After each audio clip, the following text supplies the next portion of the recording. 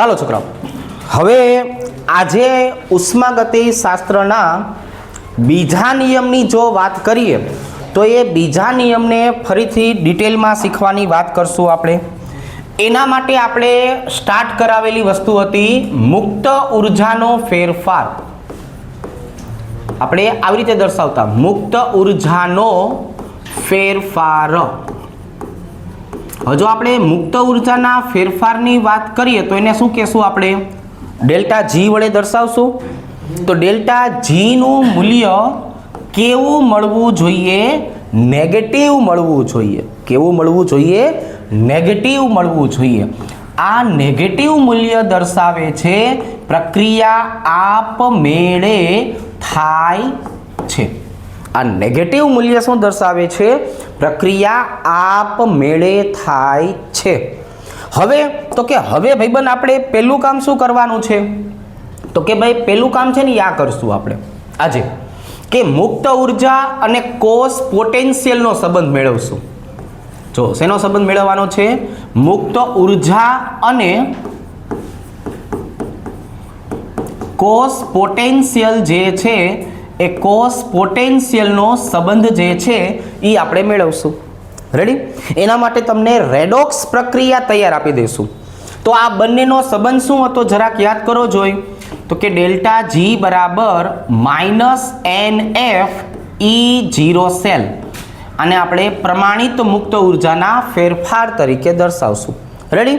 આ જ વસ્તુ આપણે વિદ્યુત રસાયણમાં બેઠે બેઠી સમજવામાં આવશે. સેમ ટુ સેમ વસ્તુ. રેડી? ચાલો, તો હવે એનું પહેલું ઉદાહરણ છે જેને આપણે માનાંક ઉદાહરણ કહીએ છીએ. શું કહીએ છીએ? સ્ટાન્ડર્ડાઇઝેશન જેને કહેવાય ને એનું માનાંક ઉદાહરણ. કોણ છે ભાઈ માનાંક ઉદાહરણ? તો એને ડેનિયલ કોષ વડે દર્શાવશું. શેના વડે દર્શાવશું? ડેનિયલ કોષ.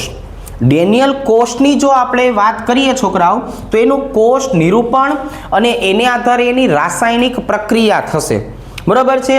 તો જો ડેનિયલ કોષની વાત કરીએ તો એની રેડોક્સ પ્રક્રિયા કઈ હોય એની વાત કરીએ. અત્યારે આપણે રેડોક્સ પ્રક્રિયા તૈયાર આપશે રકમમાં. 12મા ધોરણમાં જ્યારે વિદ્યુત રસાયણ ભણશું ત્યારે એ રેડોક્સ સમીકરણ આપણે પોતે જાતે બનાવશું. અત્યારે આપણને આવી રીતના આપવામાં આવશે. ઝીંક સોલિડ વત્તા કોપર +2 એક્વિયસ gives ઝીંક +2 એક્વિયસ અને વત્તા છોકરાઓ કોપર સોલિડ. તો હવે આ સમીકરણને આધારે છે ને આપણને આટલી માહિતી મળશે. જો ભાઈબંધ થોડુંક અહીંયા ધ્યાન રાખીએ કે અહીંયા બેયનો વીજભાર કેટલો આપેલો છે? તો કે +2. જો બેયનો વીજભાર કેટલો આપ્યો છે? +2. તો અહીંયા n નું મૂલ્ય કેટલું થઈ ગયું છોકરાઓ? 2 n. f નું મૂલ્ય છોકરાઓ ફિક્સ હોય છે. કેટલું? 96500 કુલમ. અને અહીંયા તમને E0 સેલનું મૂલ્ય આપી દેવામાં આવશે. ચલો ભાઈ, ડેનિયલ કોષ માટે E0 સેલની કિંમત કેટલી હોય? ડેનિયલ કોષ માટે ભાઈબંધ E0 સેલની કિંમત કેટલી હોય? તો કે ભાઈ 1.10 વોલ્ટ હોય. કેટલી હોય? 1.10. બરાબર? આપણે નકરી ચર્ચા જ કરી છે આવી, એટલે હવે આપણને આ બધું આવડે. તો હવે મારે ખાલી ડેલ્ટા જી ડિગ્રી ગોતવાનું રહ્યું. જો ડેલ્ટા જી ડિગ્રી બરાબર શું આવશે ભાઈબંધ? તો કે જો હવે હું આના ડેલ્ટા જી ડિગ્રીની વાત કરું ને તો -NF E0 સેલ એટલે અહીંયા શું આવશે? -2 × 96500 અને E0 સેલની કિંમત આવશે 1.10. ચાલો આની ગણતરી કરીને મને વ્યવસ્થિત જવાબ આપો. જૂલમાં જવાબ આવશે. બરાબર? ચાલો, અને એ જવાબ શેમાં આવશે છોકરાઓ? જૂલ પ્રતિ મોલ. તો આ એનું પહેલું ઉદાહરણ થયું. જો કેટલું સહેલું છે. મુક્ત ઉર્જા અને આ E0 સેલ વચ્ચેની કિંમત જે છે એ નક્કી કરવી કેટલી. ચાલો જો હવે આના માટે આપણે બીજું ઉદાહરણ જે છે એ લઈએ. ચાલો ભાઈ, ઉદાહરણ નંબર 2. હવે એની આપણને રેડોક્સ પ્રક્રિયા કઈ રીતે આપેલી છે એને જોશું. જો રેડોક્સ પ્રક્રિયા આવી રીતે Mg સોલિડ વત્તા છોકરાઓ, હવે જો હું સંતુલિત અવસ્થાની વાત કરું ને તો સંતુલિત અવસ્થામાં આનો લસા જે છે ને 6 આવશે, એટલે 3 Mg સોલિડ વત્તા 2 Al plus 3 aqueous gives 3 Mg plus 2 aqueous વત્તા 2 એલ્યુમિનિયમ સોલિડ. તો આવી રીતના હોય, તો આવી રીતના હોય. હવે આનો લસા જો છોકરાઓ, તમારે લસા કેમ ગોતવાનો? વીજભારની આધારે. જો સમજો, લસા કેમ ગોતવાનો? વીજભારની આધારે. ભાઈબંધ સમજો, 3 અને 2 આનો લસા કેટલો આવે? તો આને કહેવાય n બરાબર 6. f નું મૂલ્ય આપણને ખબર છે, કેટલું હોય? 96500 કુલમ. અને E0 સેલ 11માં રકમમાં આપી દેવામાં આવશે. 12માં તો આપણે ગોતી લઈશું. કેટલો આવશે? 0.70 વોલ્ટ. હવે આ જો છોકરાઓ, આ બધું આપી દીધું છે. ખાલી ને ખાલી આપણે 3 વસ્તુનો ગુણાકાર કરવાનો છે. બરાબર? થોડોક જીવ અહીંયા રાખજો એટલે આવડી જશે. તો હવે અહીંયા જો ડેલ્ટા જી બરાબર -NF E0 સેલ, બરાબર છે? તો અહીંયા આપણને જવાબ જો આવી રીતના આવશે ને, -6 ગુણ્યા 96500, સાંભળજો, અને એને ગુણ્યા 0.70. ક્લિયર? ક્લિયર. લાવો જવાબ. -405 બબે આંકડામાં બોલજો હવેથી, બરાબર છે? 405300 જૂલ પ્રતિ મોલ. એટલાથી બધાનો જવાબ સરખો આવશે અને આપણને કંઈક ખબર પડશે કે આપણે શું કરીએ છીએ. ચાલો, 2 દાખલા મેં ગણાવ્યા છે, 2 દાખલા તમને જાતે આપીશ. હવે આ જો છોકરા, હાલો, અહીંયા આપણે વાત કરવી છે લસા લેવાની. તો અહીંયા જો +1 અને +2 આમનો લસા આવશે n બરાબર 2, અને ફેરાડે અચળાંકની કિંમત ફિક્સ હોય છે 96500 કુલમ. તો હવે શું થયું છોકરાઓ? તો કે જો હવે આવું થયું, ડેલ્ટા જી ડિગ્રી બરાબર -NF E0 સેલ. જો આવી રીતે, એટલે અહીંયા શું આવશે? -2 ગુણ્યા 96500, અને એને ગુણ્યા શું આવી જશે છોકરાઓ? તો કે ભાઈ 0.46. એટલે આનો જવાબ કેટલો આવશે? બબે આંકડામાં બોલો જોઈ. 82, ધીરે ધીરે, 88, 78 જૂલ પ્રતિ મોલ. જો આનો જવાબ આવી રીતે આપણને જોવા મળવાનો છે. બરાબર? ચલો, બધા ઉત્સાહ નો દેખાડતા હો છોકરાઓ. ચાલો, હવે અહીંયા જો, અહીંયા આવશે +2, એટલે અહીંયા શું આવી ગયું? n બરાબર 2. ફેરાડે અચળાંકની કિંમત ફિક્સ હોય છે 96500 કુલમ. રેડી? તો હવે શું થયું? તો કે જો ભાઈ ડેલ્ટા જી બરાબર -2 ગુણ્યા 96500, અને જો E0 સેલની કિંમત આપણે આપી દીધી છે 0.19. તો હવે આનો જવાબ શું આવશે? બોલો જોઈ. 3667 જૂલ પ્રતિ મોલ. જો આવી રીતના. રેડી? હવે અહીંયા જો છોકરાઓ, અહીંયા +3 +2 લસા આપણને મળી ગયો 6. f બરાબર શું આવી ગયું? તો કે ભાઈ 96500 કુલમ. તો હવે અહીંયા જો ડેલ્ટા જી ડિગ્રી બરાબર -NF E0 સેલ. તો હવે શું બનશે જોવો જોઈએ. તો કે જો -6 ગુણ્યા 96500, અને એને ગુણ્યા E0 સેલ 2.16. રેડી? ચાલો,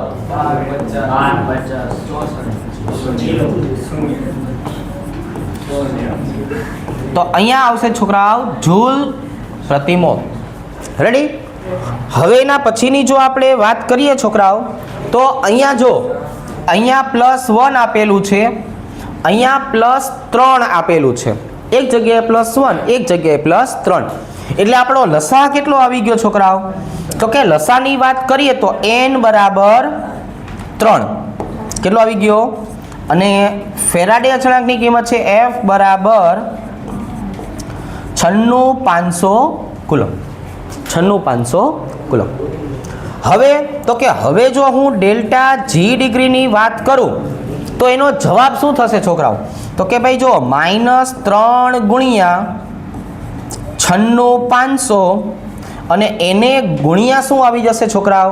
તો કે ભાઈ 2.46. બોલો જવાબ. ચાલો 71, 21 અને 70. રેડી? જૂલ પ્રતિ મોલ. તો આ આપણે જે સંબંધ જોયો એ મુક્ત ઉર્જા અને કોષ પોટેન્શિયલ વચ્ચેનો હતો. હવે આપણે છોકરાઓ આના પછીની જે ચર્ચા કરવાની છે એ મુક્ત ઉર્જા અને સંતુલન અચળાંક માટેનું હશે. તો અહીંયા જે આપણને કિંમત મળે છે એ બધી કિંમતને આધારે હવે આપણે શું કરશું? તો કે સંતુલન અચળાંકનું મૂલ્ય ગોતવાનું છે. એટલે અહીંયા જે જવાબ આવ્યા ને છોકરાઓ, એ બધા જવાબ જે છે એને ઉપર હું હાઇલાઇટ કરીને લઈ લઉં કે અહીંયા મને છોકરાઓ ડેલ્ટા જી ડિગ્રી બરાબર શું મળી ગયું? તો કે જો હું અહીંયા લખીશ -88,780 જૂલ પ્રતિ મોલ. રેડી? ચલો અહીંનો જે આપણો જવાબ આવ્યો છોકરાઓ, એ જવાબ કેટલો આવ્યો? તો કે ભાઈ ડેલ્ટા જી ડિગ્રી બરાબર -36,670. અહીંની જો આપણે વાત કરીએ તો ડેલ્ટા જી ડિગ્રીનો જવાબ કેટલો આવ્યો? -12,50,640. અને અહીંની વાત કરીએ તો અહીંયા આપણો છોકરાઓ ડેલ્ટા જી છે એનો જવાબ કેટલો આવ્યો? -71,21,70. રેડી? ચલો એની આગળની આપણે વાત કરીએ તો જો આ બે દાખલા ગણ્યા હતા. અહીંયા આપણે ડેલ્ટા જી ડિગ્રી જે છે એનો જવાબ કેટલો આવ્યો હતો? -21,23,00. અને અહીંની જો આપણે વાત કરીએ તો અહીંયા ડેલ્ટા જી છે એનો જવાબ કેટલો આવ્યો હતો છોકરાઓ? તો કે ભાઈ -40,5,3,00. હવે આપણે નવેસરથી શું કરશું? તો કે હવે આપણે આ જે જવાબ આપણી પાસે આવી ગયા છે ને છોકરાઓ, એ જવાબને આધારે સંતુલન અચળાંક ગોતતા શીખશું. છો આપણે શું ગોતતા શીખશું? સંતુલન અચળાંક. કઈ રીતે સંતુલન અચળાંક? તો એનું પહેલાં હું તમને સૂત્ર સમજાવું કે આ પહેલા નંબરે આપણે જે વાત કરી એ કોની હતી? તો કે મુક્ત ઉર્જા અને કોષ પોટેન્શિયલ. ચાલો હવે બીજા નંબરે કોણ આવશે? તો કે જો બીજા નંબરે આવશે મુક્ત ઉર્જા અને સંતુલન અચળાંક. તો આજે મુક્ત ઉર્જા અને સંતુલન અચળાંક છે એ બે વચ્ચેનો સંબંધ શું છે? ડેલ્ટા જી ડિગ્રી બરાબર -2.303 RT log KC. જો આ સંબંધ છે. તો હવે આપણી પાસે બધી વસ્તુ તૈયાર છે. રેડી? મારે ડેલ્ટા જી ડિગ્રીનો જે જવાબ આવે છે કે નહીં, એ ડેલ્ટા જી ડિગ્રીના જવાબને આધારે શું ગોતવાનું છે? તો કે સંતુલન અચળાંક ગોતવાનો છે. જો હવે હું તમને પહેલો દાખલો શીખડાવું. કઈ રીતે? ડેલ્ટા જી બરાબર -2.303 RT log KC.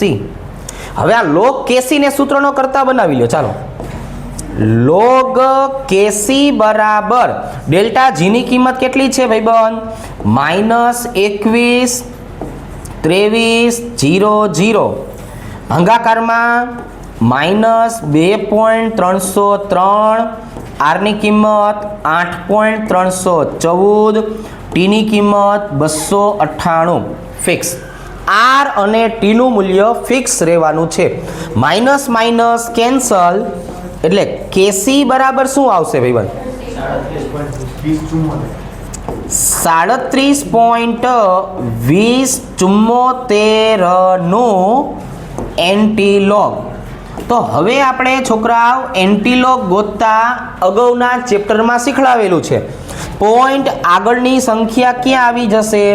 તો કે જો ઘાતમાં. હવે તમારે શું કરવાનું છે? 0.2074 નું એન્ટીલોગ ગોતવાનું છે. ચલો ભાઈ, એનો એન્ટીલોગ કેટલો આવશે?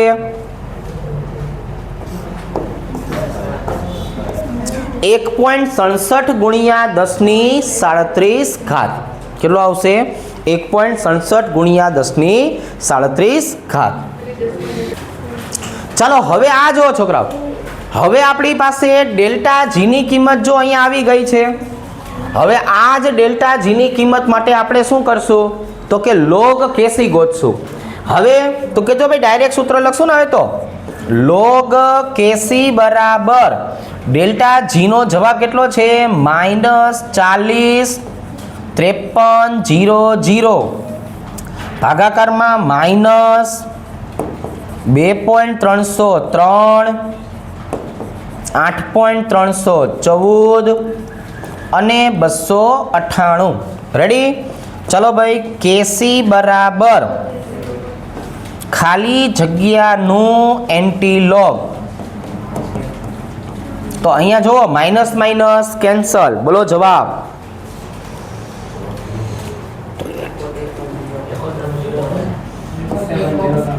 $71.03. પછી બીજા બે આંકડા 0323. ચાલો હવે અહીંયા જુઓ છોકરાઓ, કેસીનો મતલબ થયો 10⁻71 ઘાત. હવે તમે 0.0323 નો એન્ટીલોગ કાઢો, જે આપણે મેથડ શીખડાવી છે એવી રીતે. ચલો 1.07 ગુણ્યા 10⁻71 ઘાત. હવે તમે આ બે દાખલા પહેલા ગણી લ્યો, પછી બીજા 4 દાખલા તમને જાતે કરવા માટે આપો. ચાલો આ જો છોકરાઓ, હાલો હવે આપણે વાત કરવાની છે આ 4 દાખલાઓની. તો જો હવે આપણે છોકરાઓ આઈડિયા આવી ગયો છે કે લોગ કેસીનું મૂલ્ય કઈ રીતે મેળવાય. તમને જે ડેલ્ટા જીની કિંમત મળેલી છે એના ભાગાકારમાં શું કરવાનું છે? -2.303 8.314 અને 298. હવે એન્ટીલોગ સાથે મને ડાયરેક્ટ કેસીનો જે છેલ્લો જવાબ આવે છે એ જવાબ કયો? ચલો પહેલામાં છેલ્લો જવાબ શું આવશે? 3.62 ગુણ્યા 10⁻, ચલો 15 ઘાત. બીજા દાખલાની જો આપણે વાત કરીએ છોકરાઓ, તો જો આવી રીતે કે લોગ કેસી બરાબર -3670 અને ભાગાકારમાં આવશે -2.303 8.314 ગુણ્યા 298. તો હવે અહીંયા કેસીની વાત કરીએ તો કેસીનો જવાબ કેટલો આવશે?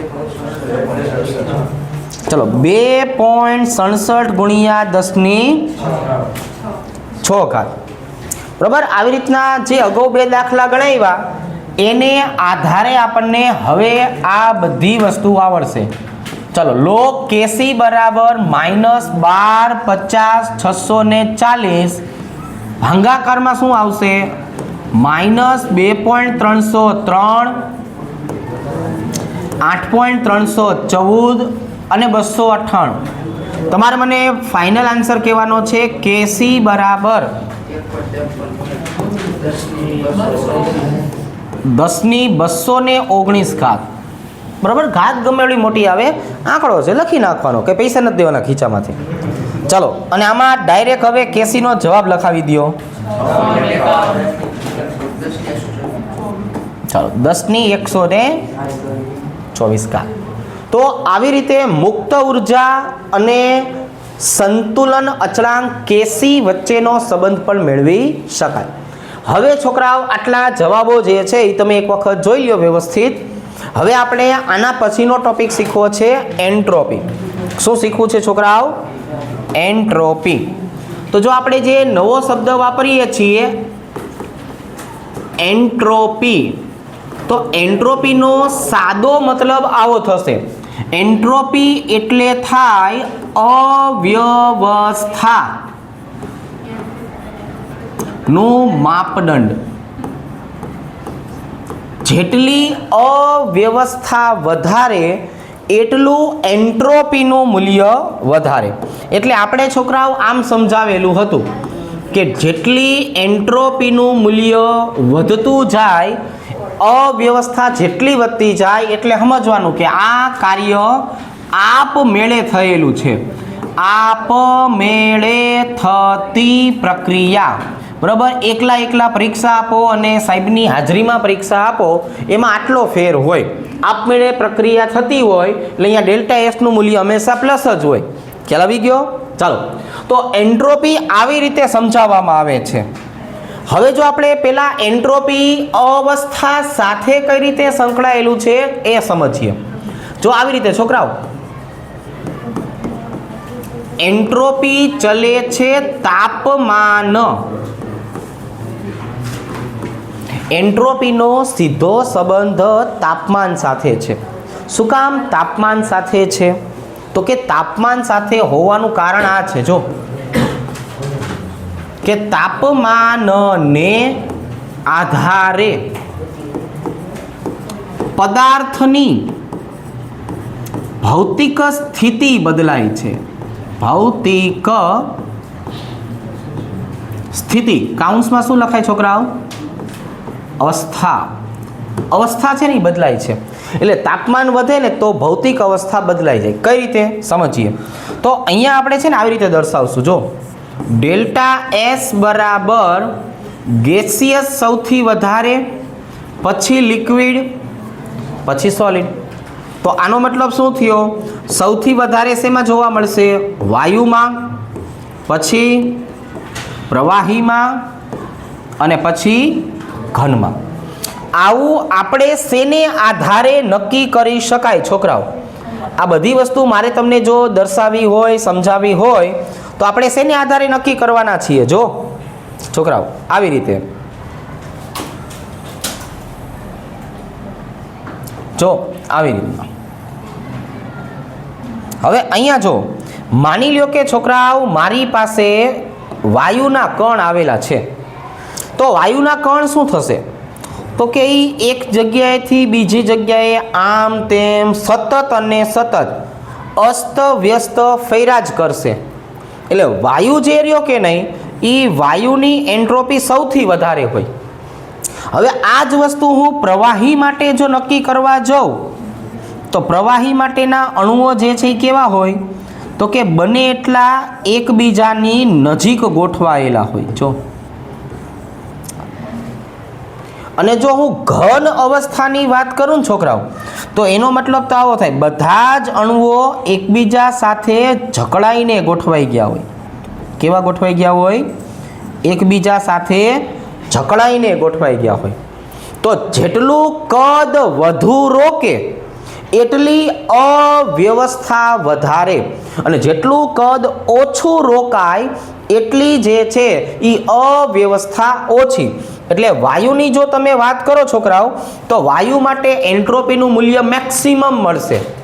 અને જો હું ઘન પદાર્થની વાત કરું તો અહીંયા એન્ટ્રોપીનું મૂલ્ય કેવું મળશે? મિનિમમ મળશે. જો આ આટલા ભાગમાં જ રોકાઈ જશે. આને જે છે એ વધારે જગ્યા જોશે, આને સૌથી વધારે જગ્યા જોશે. તો આનો મતલબ શું થયો? કે આનો મતલબ આવો થયો, ડેલ્ટા એસ કેવું મળ્યું? મેક્સિમમ.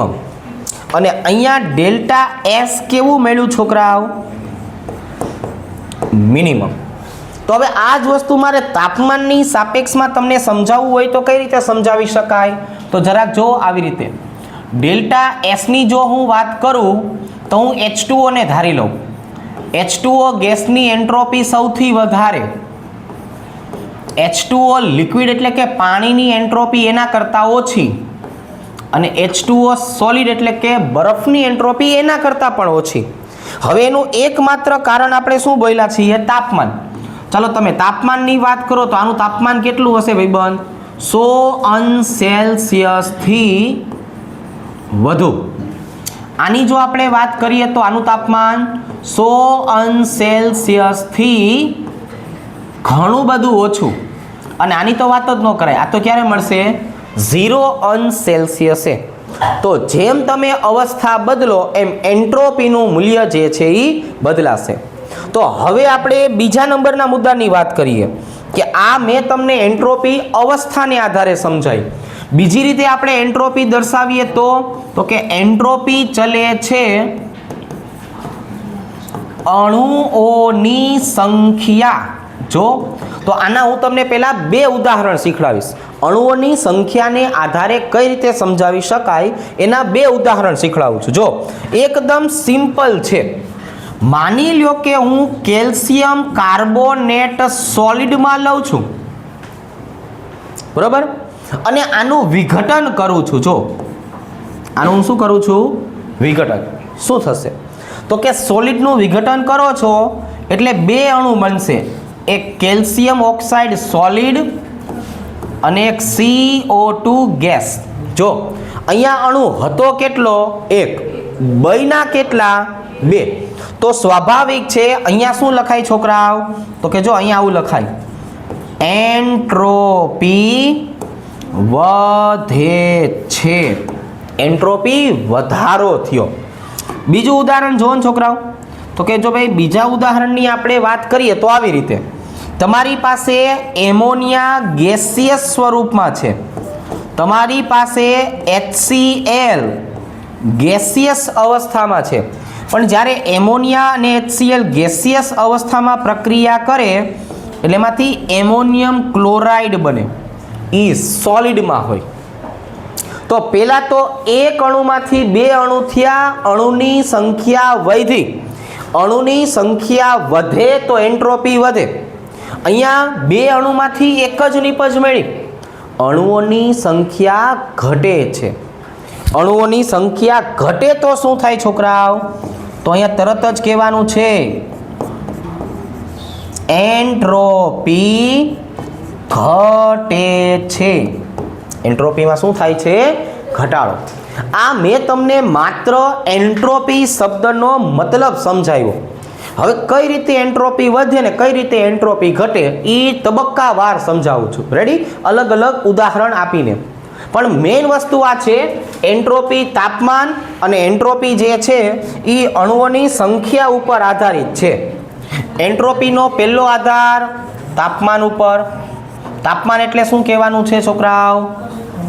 અવસ્થા. અવસ્થા કઈ રીતે? તો કે ભાઈ ગેસિયસ, લિક્વિડ, સોલિડ. અને છેલ્લે કોણ આવશે? એન્ટ્રોપીનો આધાર કોની ઉપર છે? અણુઓની સંખ્યા ઉપર. કોના ઉપર છે? અણુઓની સંખ્યા ઉપર. રેડી? લખી નાખો. ચલો આટલું પહેલાં લખો, પછી આગળ વધીએ. રેડી? ચાલો હવે જો આપણે એન્ટ્રોપીમાં વધારો કે એન્ટ્રોપીમાં જે ઘટાડો હોય છે એના ઉદાહરણ જે છે એ સમજીએ. આને આપણે છોકરાઓ નામ આપી દેવાનું છે એન્ટ્રોપીનો ફેરફાર. એન્ટ્રોપીનો ફેરફાર.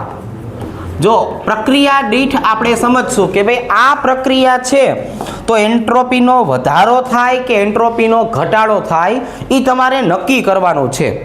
આના માટે આપણે 2 વસ્તુ ઉપર આધાર રાખીએ છીએ. પહેલું કોણ? તો કે એન્ટ્રોપી અવસ્થા ઉપર આધારિત છે, ગેસિયસ, લિક્વિડ અને સોલિડ. અને બીજું એન્ટ્રોપી છે એનો કોના ઉપર આધારિત છે? તો કે બીજા નંબરની વાત કરીએ અણુઓની સંખ્યા ઉપર. અણુઓની સંખ્યા ઉપર. બરોબર? વધારો થાય ઘટાડો થાય એ તમે થોડુંક ધીમે ધીમે સમજતા જજો.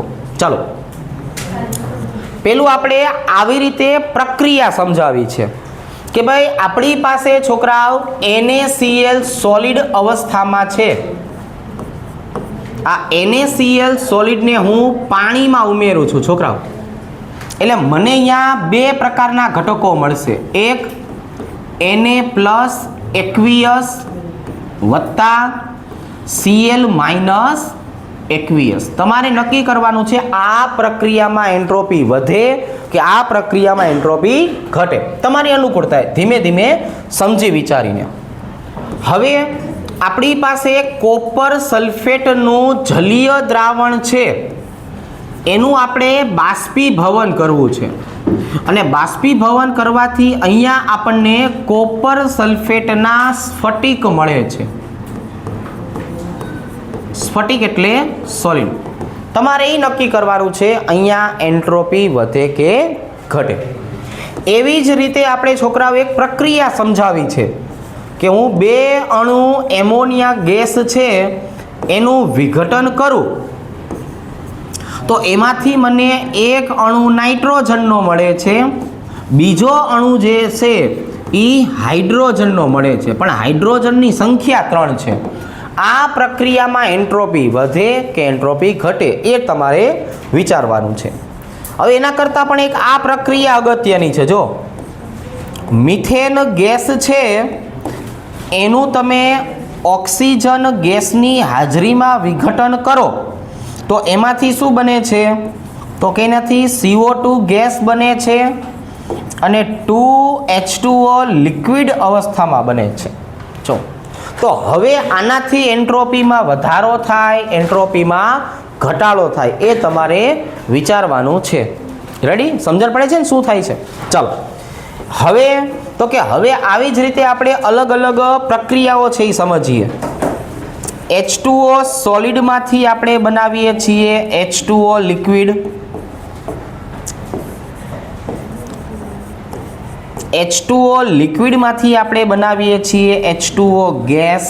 જો અલગ અલગ પ્રકારની પ્રક્રિયા છે. તમારે ખાલી એટલું જ નક્કી કરવાનું છે કે આમાં એન્ટ્રોપી વધતી હોય કે આમાં એન્ટ્રોપી ઘટતી હોય, આટલું તમારે નક્કી કરવાનું છે. તમને અહીંયા આપવામાં આવે છે NH4SH સોલિડ. આનું તમે પ્રક્રિયા કરાવો તો અહીંયા તમને મળે છે એમોનિયા ગેસ વત્તા H2S ગેસ. તો એન્ટ્રોપી વધે છે કે એન્ટ્રોપી ઘટે છે? એકદમ સિમ્પલ ફોર્મેટથી તમારે બધું નક્કી કરવાનું છે. તો આ પ્રક્રિયાઓ આવી રીતની આપણને જોવા મળશે. રેડી? ચાલો તો આટલા ઉદાહરણ જે છે એને આપણે સોલ્વ કરીએ. પહેલાં જો તમને આપવામાં શું આવ્યું હતું તો કે ભાઈ NaCl સોલિડ, એમાંથી aqueous બન્યું, સંખ્યા વધી, તો એન્ટ્રોપીમાં શું થયો છોકરાઓ? તો કે ભાઈ એન્ટ્રોપીમાં વધારો થયો. હવે મારી પાસે જે દ્રાવણ હતું એ દ્રાવણમાંથી મેં એનું શું બનાવ્યું છે? સ્ફટિક સોલિડ બનાવ્યું છે. તો આ દરમિયાન શું થશે છોકરાઓ? તો કે ભાઈ એન્ટ્રોપીનો ઘટાડો થશે. એમોનિયાના અહીંયા અણુ 2 હતા, સામે અણુ 4 થઈ ગયા. અણુની સંખ્યામાં વધારો થયો એટલે સ્વાભાવિક છે એન્ટ્રોપીમાં શું થાય? વધારો થાય. હવે અહીંયા છે ને શીખવાની વસ્તુ, જો ગેસિયસ 3 અણુ, ગેસિયસ અને 2 અણુ છે ને લિક્વિડ છે. જો અણુની સંખ્યા તો સરખી થઈ પણ વાયુમાંથી પ્રવાહી બન્યું. વાયુમાંથી પ્રવાહી બને એટલે એન્ટ્રોપીમાં શું થાય? ઘટાડો થાય. અહીંયા જો H2O સોલિડમાંથી H2O લિક્વિડ, એન્ટ્રોપીનો શું થયો? વધારો. લિક્વિડમાંથી ગેસ, એન્ટ્રોપીનો શું થયો? તો કે વધારો. હવે થોડાક ઉદાહરણ આપું છું, એ તમે જાતે સોલ્વ કરો. તો આ જો છોકરાઓ, હવે અહીંયા શું કરવાનું છે તો કે ભાઈ અહીંની જો આપણે વાત કરીએ તો સોલિડમાંથી મને 2 અલગ અલગ પ્રકારના ગેસ મળ્યા. આવી પ્રક્રિયામાં એન્ટ્રોપીનો વધારો થાય. ખાંડને ઓગાળીને તમે ચાસણી બનાવો તો એ જે ચાસણી બને કે નહીં એમાં પણ એન્ટ્રોપીનો શું થાય? વધારો થાય. તમે કાર્બન ડાયોક્સાઇડ વાયુને ઓગાળીને સોડા બનાવો છોકરાઓ તો એવા સમયે એન્ટ્રોપીનો શું થાય? ઘટાડો થાય. અને 2 અલગ અલગ એકવીય સ્વરૂપના ઘટકોનું સ્ફટિકીકરણ કરો જો તો અહીંયા પણ એન્ટ્રોપીનો શું થાય? ઘટાડો થાય. આવા મુદ્દાઓ MCQમાં પૂછાય. શેમાં પૂછાય? MCQમાં. MCQમાં પૂછાય તો તમને જે સારો ઓપ્શન લાગે એ પ્રમાણે ટીક કરવાનું.